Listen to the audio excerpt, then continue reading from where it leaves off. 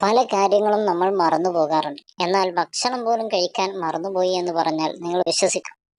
6 മാസമായി തലച്ചോറിൽ 5 ശസ്ത്രക്രിയ ചെയ്ത ഒരാളുടെ ഈ ശസ്ത്രക്രിയയുടെ ഫലമായിട്ടാണ് വായനയും എഴുത്തും നടത്തവും അടിസ്ഥാന കഴിവുകൾ പോലും നഷ്ടപ്പെട്ടത്. കുടുംബത്തിന്റെ സഹായത്തോടെ വീണ്ടും പഠിച്ചെടുത്ത് മുംബൈയിൽ താമസിക്കുകയാണ് ഇപ്പോൾ രാജസ്ഥാൻ സ്വദേശിയായ 31-കാരി പത്മജ.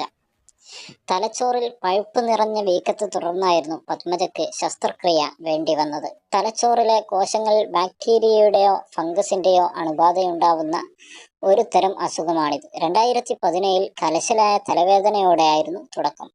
പല ഡോക്ടർമാരെയും സമീപിച്ചെങ്കിലും വേദന കുറഞ്ഞില്ല. തുടർന്ന് നടത്തിയ പരിശോധനയിലാണ് ന്യൂറോളജിസ്റ്റുകൾ തലച്ചോറിൽ വീക്കം കണ്ടെത്തിയത്.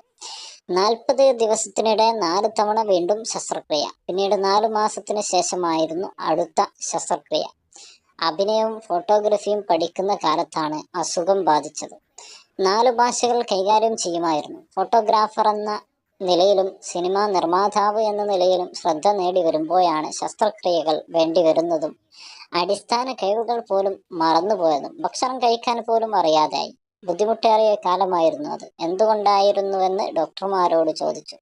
തലച്ചോറിന്റെ വലതുഭാഗത്തെയാണ് അസുഖം ബാധിച്ചതെന്നായിരുന്നു മറുപടി. പിതാവ് 1 വർഷം ലീവെടുത്ത് കൂടെ നിന്നു. പിതാവും എന്റെ സുഹൃത്തുക്കളും ചേർന്നാണ് ഓരോ കാര്യവും പഠിപ്പിച്ചെടുത്തത്. ഒരു കുട്ടി ചെയ്യുന്നത് പോലെ ABC മുതൽ പഠിക്കണമായിരുന്നു, പത്മജ ടൈംസ് ഓഫ് ഇന്ത്യയോട് പറഞ്ഞു.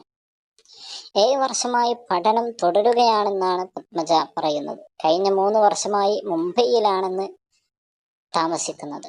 അഭിനയവും ഫോട്ടോഗ്രാഫിയും സിനിമാ നിർമ്മാണവും പഠിച്ചുകൊണ്ടിരിക്കുന്നു.